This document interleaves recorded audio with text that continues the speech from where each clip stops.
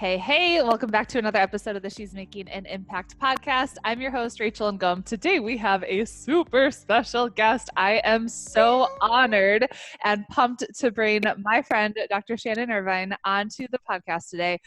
She is just like brilliant achiever, doctor of neuropsychology, neuroscience, and really understands the brain and what holds entrepreneurs back from getting to that next level of success. So I actually had her come in and train our Activate students and talk about what's keeping them back. And I'm like, man, like my people need this. So I'm just like so honored that you're here. So thank you for being on the podcast with us today.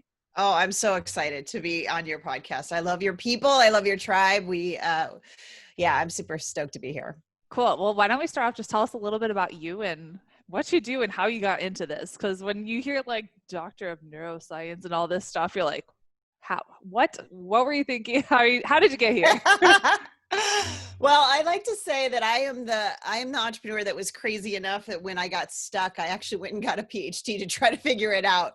So, I always say, don't think I'm the smartest person in the room. Think I'm was the most desperate, honestly. But, I've been an entrepreneur all my life. I owned restaurants in my early 20s, which is like last year. But,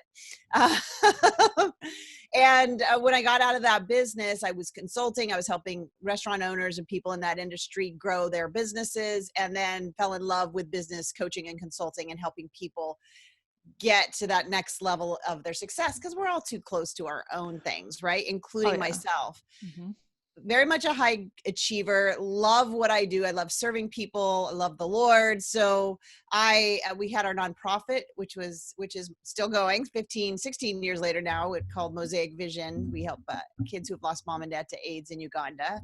So I was running that organization, and I was running my consulting business, and I was working pretty much 24/7, right? I was on the outside, people would look, and this happens, especially in the online world, where you look at an outside of somebody's business and you think, oh, they're so successful. Mm-hmm. That's what probably somebody would have thought. But inside, I knew there was like seriously nothing left of me, Rachel. Like at the end of the day, full disclosure, I'd have to drink a glass of wine to be able to sleep and drink a gallon of coffee to be able to wake up. I mean, it was just like, working 18 hours a day. I loved what I did, but I was under this like stress success, the striving, pushing. Been there. And I had this story that came from childhood. Now I understand why it was running the show, but I had this story that I have to work hard, and more hours and more of me equaled success. Yet I was having the external success to a degree, not to the degree I wanted, but to a degree, but I wasn't successful. Do you know what I'm saying? Like I had no time, I had no energy, I had money, but the money was being spent so much on keeping the business going that I didn't have money. The business had money. I didn't have money. There's a difference. There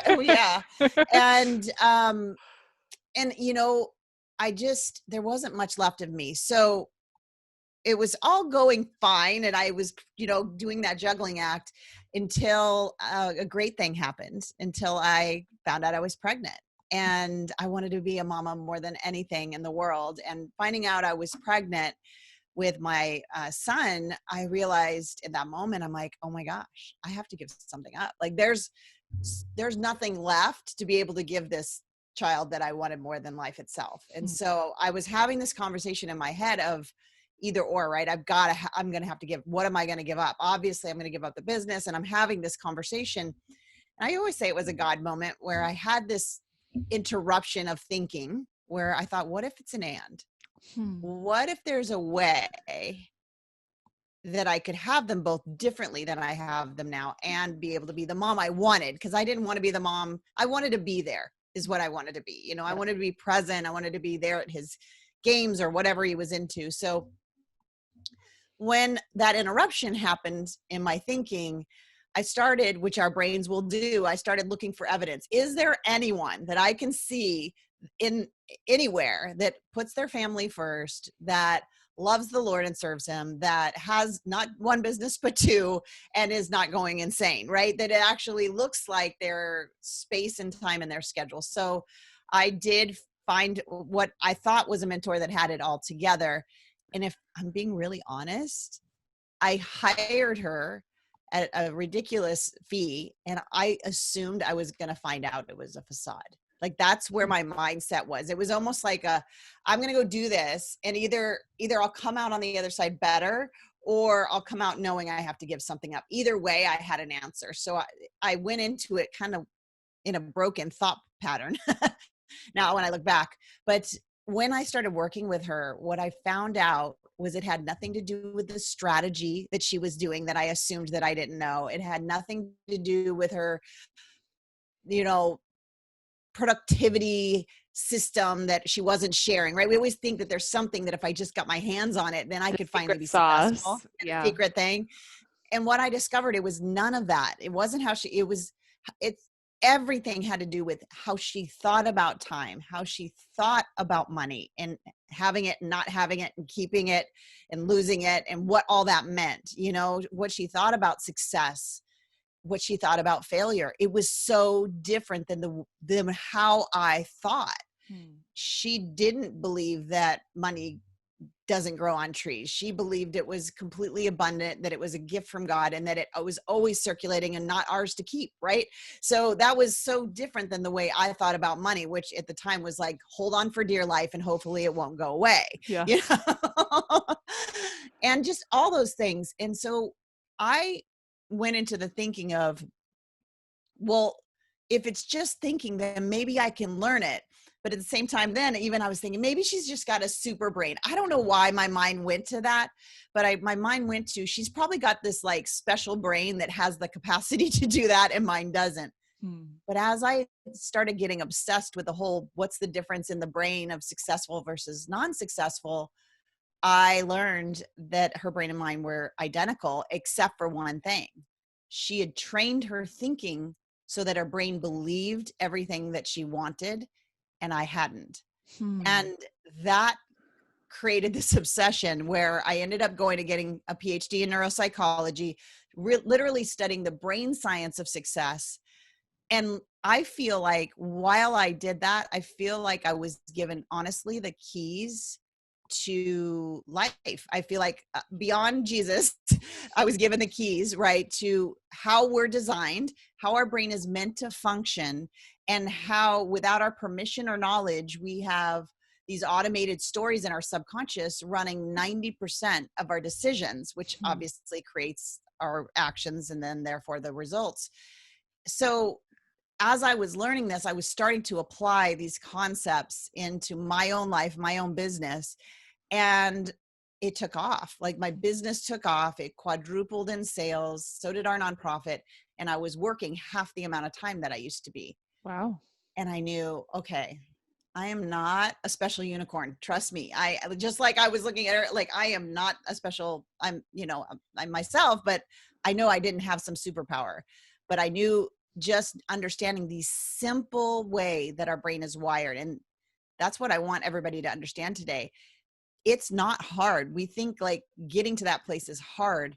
The way our brain is wired, once you understand it and how to tap into it, it is so easy to do. Well, let me say, it's so simple. You actually have to trust the process and do it. So I wouldn't say it's easy, because most people don't have the patience for that, but it is simple. It's very step by step. I always joke around, the people in the doctoral program couldn't wait to get rid of me, because I was the entrepreneur in the room saying, oh my gosh, you can combine neuroplasticity with neurosynaptic pruning, and we could actually remove these pathways. And they're just like, please get her out of my classes. Like, they were more interested in the science of it, right? Versus how the science applied to the problem that we have of getting what we want, right? Yep. So that's what started the journey. Long answer, but that's what started the journey. And since then, I started using what I now call my success switch method with my clients at the time, and their businesses did the exact same thing. They got their time back, their businesses exploded. And that's when I knew I needed every entrepreneur to know this, because change makers in the world, and we see so many entrepreneurs with big vision, big dream, and big calling, and they get trapped as a hustling, solo entrepreneur because of these stories that they didn't choose and that they have complete control over. Oh my gosh. Okay, I have so many questions. I'm trying to think, where should we start? So, what are some of these stories that entrepreneurs are telling themselves, and how do you change that story? Yeah, I love this question. So if I can start with like kind of how our brain wires these stories, it will make a little bit more sense, Yeah. because the reality is we are, when we're young, we don't have a fully developed prefrontal cortex. In other words, we don't question what's going on in our environment. All we do is say, I want to be safe, I want to be loved, and I want to feel like I'm enough, right? As a young child, right? Or even up to young adulthood. Those are like the three main human drivers that were planted in our hearts, that we're trying to create some kind of safety. And our brain does not, this is a little bit of bad news, but it actually becomes good news down the line. Your brains aren't naturally wired to be an entrepreneur. Not naturally, because our brain's job, our subconscious's job, is to keep things safe and familiar, meaning aligned with what is automated and programmed from youth until you do some of this work, right? So safe and familiar when you're growing up might mean that the reality is you have a story that you received about money, about what money means, about what money doesn't mean, about how hard it is to make money and how easy it is to make money, because you heard it growing up. And you have a story about what it means to be successful or not. And you have a story about failure, what failure means about you, your worth, or what it means about your success, right? So all of that is stuff we just received. We didn't decide them for ourselves. We just received them. And honestly, we watch and model, how do I gain worth from watching our family of origin. So if you had that father that was always gone and always working, and hard work is what I got to do in order to take care of the family, well, guess what? You have a story that's implanted that the only way you're successful is to work hard. But you might also have the story of the only way, but once you are successful, you never see your family. Yep. So now we've got these two competing stories, and you step on the entrepreneur scene and you're like, okay, I'm going to work harder than everybody else and I'm going to make it successful. But in your mind is like, but you want to actually spend time with your family, and you saw your dad never there. So you get kind of successful, and then you'll sabotage. You'll get kind of successful, you'll take some steps, and then you'll do so much that you'll get overwhelmed or procrastinate, or dive into my favorite, perfectionism, which allows us to feel busy but never get the thing out there. So that's a big one. That's something I see a lot of my students struggle with. And that's why I always say, like, take messy action. But if they have that story of like, they're afraid to take action or whatever. Okay. So how do we get over that? You're like, give me that one. So here's the good news. None of those are your fault. That's your brain's way to bring you back to safe and familiar. So when those things are going on, or when I see them in one of my clients, or if I even see them popping up for myself, I realize that I have, or you have, a story that your brain is doing its beautiful job of taking you back to safe and familiar. So we've got to dive in and do three things. We have to first get clarification. My first pillar of the success switch model is clarify. We need to clarify what it is that we want, first of all. And I know that sounds odd, but 90% of the entrepreneurs I work with, they will tell me what they want. And it's kind of this societal version of success. It's not really their defined deep success, right? So I don't know about you, but the definition of a nightmare is to become successful and then realize it's not what you wanted. Like, So your brain, the way it's wired, it has to believe it before you will see it. 100% of the time, if it's not automated and into your brain as belief, seeing it is like pushing a 10-ton boulder up Mount Everest. And that's why you're feeling so tired, is because your brain isn't getting anything to see what you really want. So that clarify pillar is really diving into, what do I really want? How do I really want to spend my time? What do I really want to do with my money? Who do I really want to impact and why? And diving deep into that brain-based vision of clarity. And then also when you do that, it shines a light over on the stories that are holding you back, right? Because as soon as you say, oh, I want to be on stages, then that story, right, starts saying, but I'm not expert enough. But you know, you got to watch out for the bud, you know, that says, well, but I just got to work on this thing a little bit longer. It's not ready yet, right? So you'll get clarification on what it is that you want and also the things that are holding you back. Once you have that clarification, then you can move into what I call the neutralize and erase pillar. And we, in our programs and with my clients, we do a 4-step matrix process that takes literally like building Legos step by step through of how to take a story like that and remove it from your system. And we can talk about that. Mm-hmm. The third piece though, is once you do the removal is you've got to go into this process of automation. And I see so many well-meaning entrepreneurs doing things like vision boards or just trying using willpower, thinking positive, all those things and they're saying things like, I'm going to be a millionaire, I'm going to be a millionaire, but they don't believe it. Their brain doesn't believe it. And so those stories are still running and it's 90% of your decision-making. Wow. So I don't know about you, but I want to know that 90% of my decision-making coming from my subconscious is actually what I've agreed belongs there, right? So how do you make sure it is? So making sure it is, we take it through this mind matrix. You start with the clarification. So you get really clear on what it is you want and what's getting in the way. And once you know, this is my story, like I know it's getting in the way, then we take it through this mind matrix process. And there's 4, like we've had you and I both had kids, you know, those big chunky Legos. I always say it's like, imagine if you could just use 4 chunky Legos, you can literally do this. It's that simple, right? It's that simple. So the first step is truly recognizing it, like hearing not the words like I'm a perfectionist, because that's not what you're saying to yourself. Mm-hmm. What you're saying to yourself, if you're like struggling with imposter syndrome, you're saying, who the heck do I think I am? You know, or if you're struggling with perfectionism, you're like, it's a fear of being judged. So it's like, oh my gosh, if I put myself out there and somebody comments, I'm going to be a failure. There's a failure story. So that's there. So recognize the actual words you're saying, not the generic terms that the industry tells you, but what are the words you're actually saying to yourself? And if it's all right with you, Rachel, I'd love to like use a personal example to kind of walk through these 4 steps, because I think it makes more sense.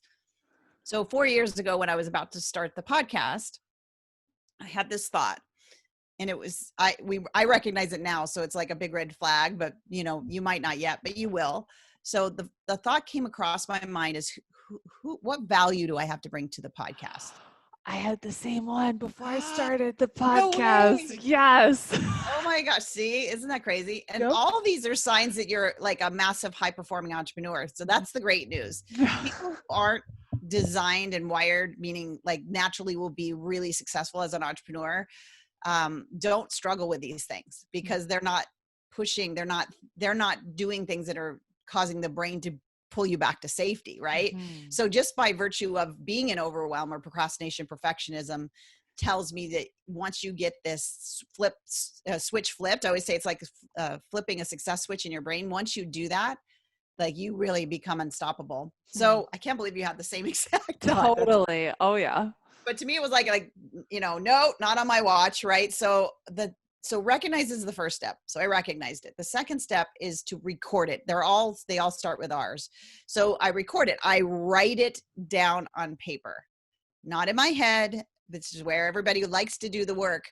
But when you do it in your head, it just goes right back to your subconscious. It doesn't come out. So when you actually use a pen, piece of paper, and you write down, it pulls in 3 different systems, your emotional system of your brain, your limbic system, so the neurochemicals, and those are all responsible for creating this automation. So you actually pull the thought out of your subconscious by doing this. So I wrote down, I do not have enough value to bring to the podcast. And I wrote it on the piece of paper. That's the second step. So we're halfway through, and it's, not too complicated yet. And step 3 is the refute stage. So here's the thing, the story you didn't choose, wasn't your fault, and is probably from like young adulthood or childhood.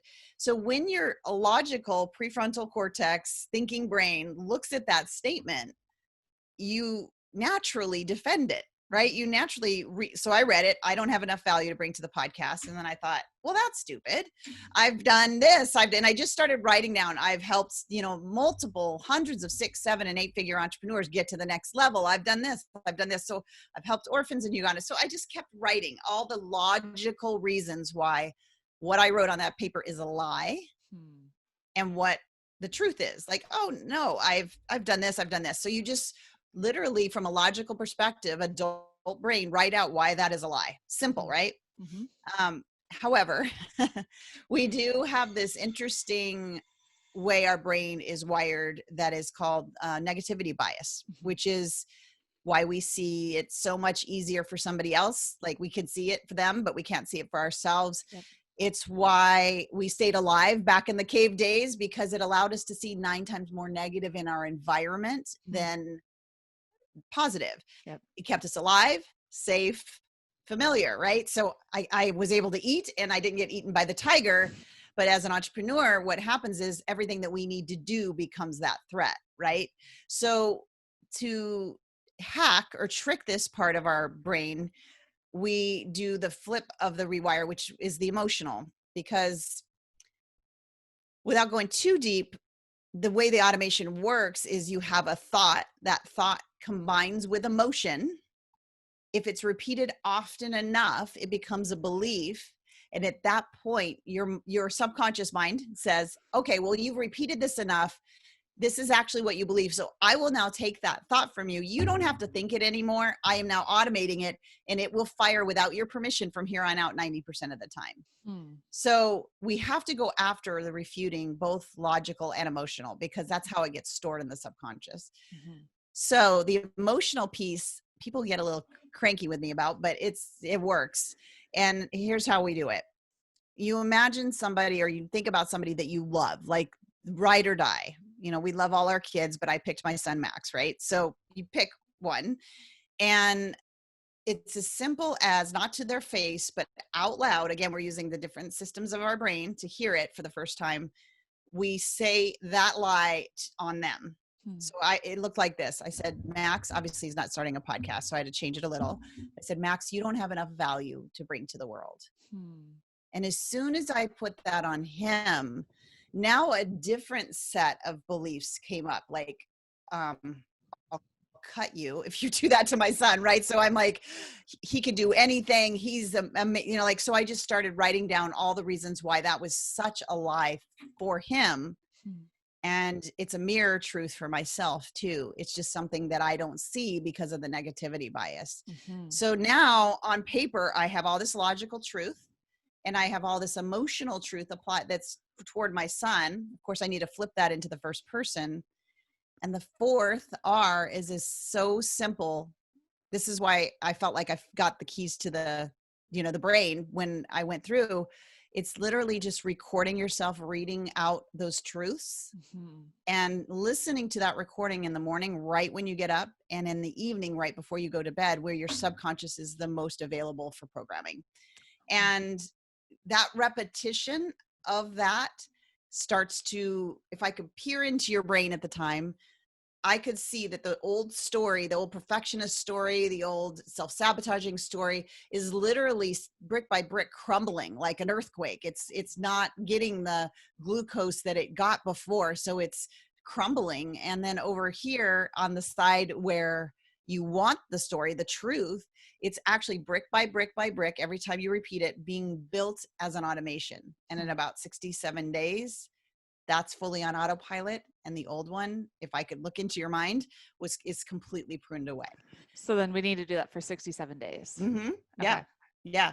And then the biggest thing I'll hear is, oh my gosh, like I probably have 1 million of these. I'm going to be doing this all the time. And the reality is, remember, we had 3 things we wanted as a youth, like love, enoughness, right? Worth, and to be safe. And so what I've found after now working with thousands of entrepreneurs is it's usually, including myself, it's usually one pretty base story that has different tentacles that show up different ways. When you get into that deeper story and you do this mind matrix work and you start that rewiring process, a lot of those tentacles just disappear because it's all part of that same root. And it's powerful stuff. It's how our brain was always meant to work for us. It was never meant to go on autopilot with things that don't serve us.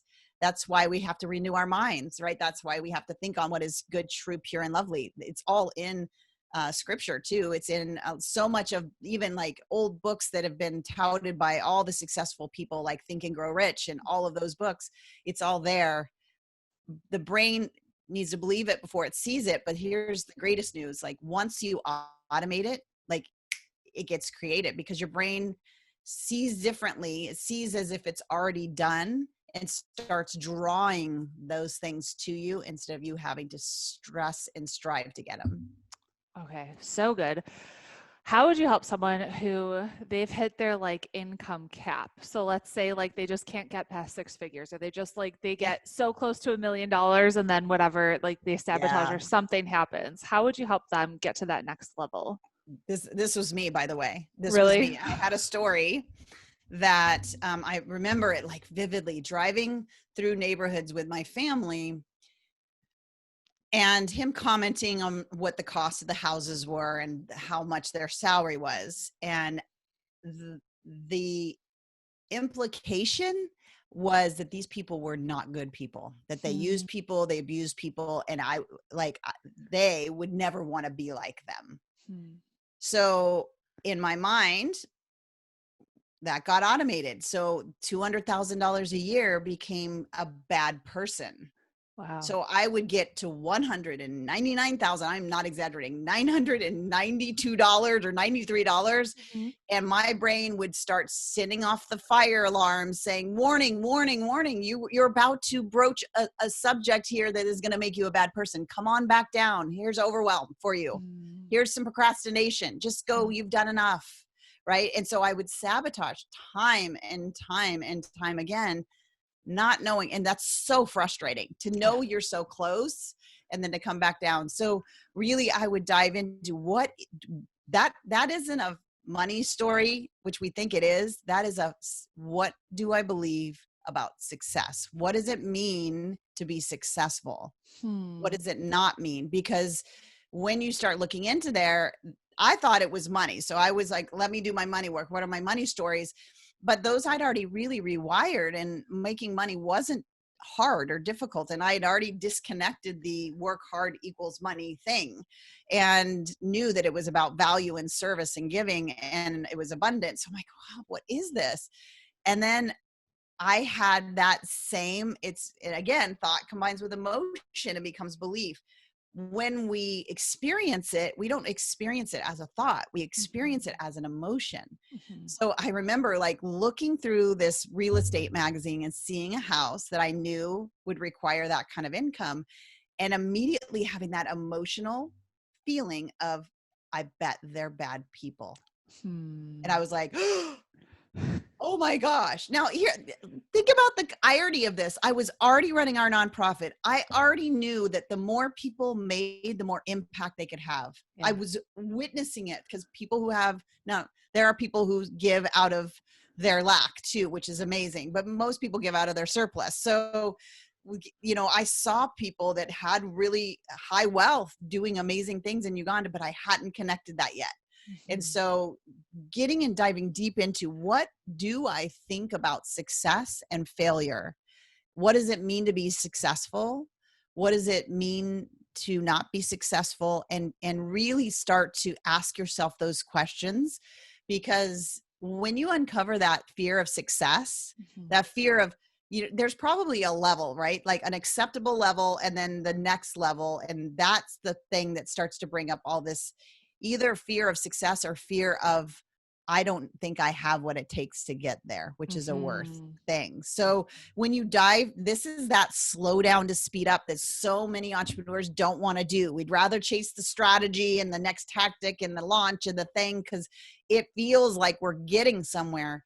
But the reality is, if that's what you're doing, then you've got your foot on the gas. And, you know, most entrepreneurs, we don't have to like motivate, you know, you've got your foot on the gas. That actually feels really comfortable for you, but you've also got your foot on the brake with the story at the same time. And you're wondering why you can't get there.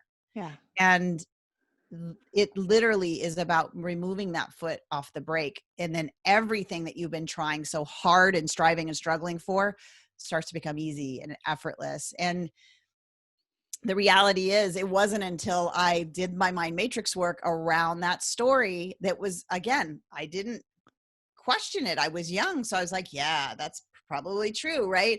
I never gave it another thought until that moment where I looked at the real estate magazine and it was like, literally, I gasped. My husband's like, are you okay? I'm like, yeah, that's what it is. That's why. And as soon as I started diving into that story and unpacking that story and doing the rewiring work, then things started going. And, you know, now it's about, I don't want to make money for money's sake. I want to make money and continue to go to the next level and the next level and the next level, because I know there's a whole nother level of impact that I get to make. And so now that that's shifted, then I broke through. And so anybody who's struggling there can. I have another story example that I think a lot of our audience would relate to because we have a lot of moms. And Oh yeah. so I can't have $1 million business or a 6-figure business or whatever it is that you're looking to get Right. and be a present mom Yeah. and be the mom that I want to be. Yeah. So how would you run the mind matrix with that? Oh goodness. See, that was my story, right? So Uh-huh. that was the story that was the catalyst for all this. You know, it really, really goes back to pillar one, which is clarify. Honestly, Rachel, it's the craziest thing, but I'm telling you, 97% of entrepreneurs I work with will tell me things like this. I want a 6-figure business. I want to be making $20,000 a month. And then they stop. Mm-hmm. And I'm like, for why? Why do you want that? And not just the cursory why, because this is where we're always told, know your why, know your why. Yeah, know your why. No, we need to know your why, because at the end of the day, if you have a 6-figure business and you're not spending time with your child, you have a failing business, even though it looks successful. So we've got to get in there and say, okay, let's not say what we want. Let's take our brain to the place where it's already happened and define it from there. So what is it that you like? I've waved the magic wand. We're here. And now you have that 6-figure business, 20,000 a month is coming in. All that's happened. You're walking into a room full of the people that you've impacted, and they're reflecting back to you what's possible for them now. They're sharing with you all the transformation. Step into that room and start asking yourself, how am I spending my time? How am I spending my money? How am I spending my energy? How am I showing up? Who am I being? Who am I spending? You know, what do I do with my family? What do I do with my clients? How do I work with my clients? Be in the environment that it's already happened, versus being at what most struggling entrepreneurs do, will still be in the lack. They'll be in the not yet. They'll be in the here. And the thinking that got you here isn't the thinking that's going to get you to where you want to go. Yep. Thank you, Albert Einstein. So, you know, let's move our brains over and watch for that brain stop, that brain temper tantrum that's going to tell you, but I've never been there before. How do I know? You know, because it's definition of your success, not my success, not Rachel's success, yours. So you take yourself over, it's already done. And you just start defining what is there, what's happening, how am I spending my time, all of that. And then we go real deep into this. This is called brain priming, but it literally allows your brain to have a map to get you there. And that's when you know you're operating from that map, there's no fear that I'm going to lose time with my children, because you've defined it exactly the way you want it. And you're letting that guide your decisions, and you're priming that just the way you prime the mind matrix. You're listening to it in the beginning of the day. You're listening to it at the end of the day. So your brain seriously has a roadmap that you can use it to like make any decision you have to make, any of those things, because then you know without a shadow of a doubt when you get to the end, yes, you're there, you're successful, you know it's exactly what you wanted and not what your mom wanted or somebody else wanted or the internet gurus told you was a good thing, but it's what lights you up and makes you say, I am killing it. I'm a success. I'm a mama. I'm there. And that's my definition of success. I'm a mama first. I am at everything that they do. Trust me, they do a lot. My daughter's 9. So she has a list of like 12 things she wants to learn, you know? So it's always like, okay, which one now? But which is beautiful. And I get to be there for those things. And to me, the more money I make, the more impact I have and the more freedom I have. And that's didn't happen by accident. That happened by brain priming the vision so that I saw it in my mind every single day. And when your brain sees that, it doesn't look at it as a threat anymore. It sees it as safe and familiar. And that's when it starts. That's when the magic happens. Okay. So we do brain priming every day. Are there any Yep. other like habits or routines that we should incorporate into our day to start seeing more levels of success? Yeah, I think the biggest habit you can get into, and what we talked about today, I didn't use the word habit, but that is how habits get created. A thought creates an emotion, it gets repeated enough, it becomes a belief. When you have a belief, you create your identity from that belief. So if I believe working hard equals success, then I have the identity, I'm a hard worker, right? And that informs everything. That's how habits get seated in your mind. It's just an automatic story. It's exactly what we've been talking about. So the best tip and tool that I can give you before going deeper into this work is, first of all, realize that you are the creator of your thoughts, and your thoughts create the emotions, which create the beliefs, which ultimately inform your decisions, actions, and results. So we call that the STEBDAR model within our neurocoaching world. But just imagine you have all the time a filter. If you're a cook, it's a chinois, but like a strainer, and when you're going about your business, when you're going about your day, I want you to just become aware, get in the habit of being aware of your thinking. And not just general thinking, but what are you actually saying, those actual words? And the filter question that I'd love for you to get in the habit of doing is, does this thought get me to my goal, get me to the thing I want most in the world, or take me away?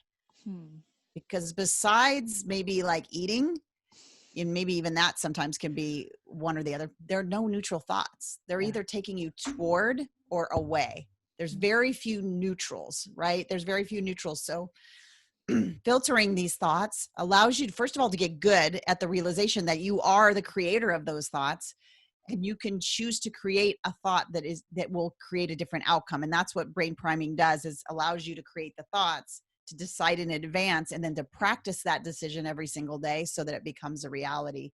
But it starts with just becoming aware. So that one tool, just using that filter and really analyzing, especially when you're in resistance.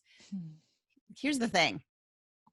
There's been a movement in our culture which drives me a little nutty, because it's opposite of the way your brain works. It's that whole, if I'm feeling any resistance, there's not alignment, so I shouldn't do it. Well, that's not how the brain works. If you have a desire to have this business way up here and you have a story down here, you have cognitive dissonance, with what we scientific term. In other words, this is resistance. You're going to feel tension. So what that theory does is says, okay, well, I'll just bring it down here. Now I feel aligned, but I am certainly not getting there. Right. So sorry, podcast, I'm pointing up and down, but so really diving into being that creator of your thoughts and knowing that as you lean into resistance, that's actually where you hear the thought you're saying to yourself more than you ever will. So as an entrepreneur, we tend to do that, but notice when you're starting to retract from the resistance, that to me, unless it's like your intuition telling you this is a bad thing, most of the times that resistance is where the gold is. And that's why there's the top 3%, because they lean in, we lean into the resistance, learn what it's teaching us about what we're thinking, and we decide if it's working for us or not, and most retract. So, all right, write note. I hope you're taking notes and you write that down. The resistance is where the gold is. it is. It really is. And it's when I've asked, we've had over 170 guests on the podcast now, most multiple 6 and 7 figure business owners, including myself, including you. And when I ask that question, what is the number one thing that has created success for you? Every time, 100% of the time, it's never strategy. It's never, I manage my time in this certain way. All the things that we chase after, right? 100% of the time is when I started to believe, when I was in 100% knowing that it was going to happen. That's when it took off. All of the ways they say it might sound different, but what I know as a neuroscientist, neuropsychologist, is they train their brain and it transforms their business. And you can do it too. I feel like I have a million more questions that I want to ask you, but I know our time is limited and you are such a busy lady. So talk to us about the free video training series that you have coming up. Yeah. So again, my mission is to help unleash as many entrepreneurs to truly train their brain to transform their business, is what we've been talking about today, to clarify, to erase those things that are holding back, and then to automate so that your success literally is on autopilot, which flips that success switch on in your brain, not just for now, but for good, for the next level and the next level and the next level, because you'll have the knowing and the power to be able to go after anything that blocks you from here on out, which is a beautiful gift. And the series is called The Unleashed Entrepreneur, and we're breaking down this entire process for you. We're going deep into clarify, deep into erase, deep into automate, and we're just basically handing you the keys to this entire brain-based system. And I'm so excited. I know you'll probably have the link somewhere that people can jump in and join us. It's 5 day. It's not 5 days. It's a bingeable series. It drops July 27th, but it'll be available for a very short period of time, just a couple weeks. So I would love to invite your listeners to jump over there and join the Unleashed Entrepreneur video series and get that training in their hands so that they can unleash their success too. I'll be going through it. I'm so excited. And if you want to register, just go to rachelandgom.com/brain. I thought that would be the easiest URL. Love it. Okay. Shannon, where can we connect with you? Of course, in we have the podcast, Epic Success Podcast. That's where I hang out. And then of course, across the socials, at drshannonirvine.com. Cool. Well, you're amazing. I'm so looking forward to your video training, and we'll talk soon. Thanks for being on the show. Oh, thank you. It's an honor.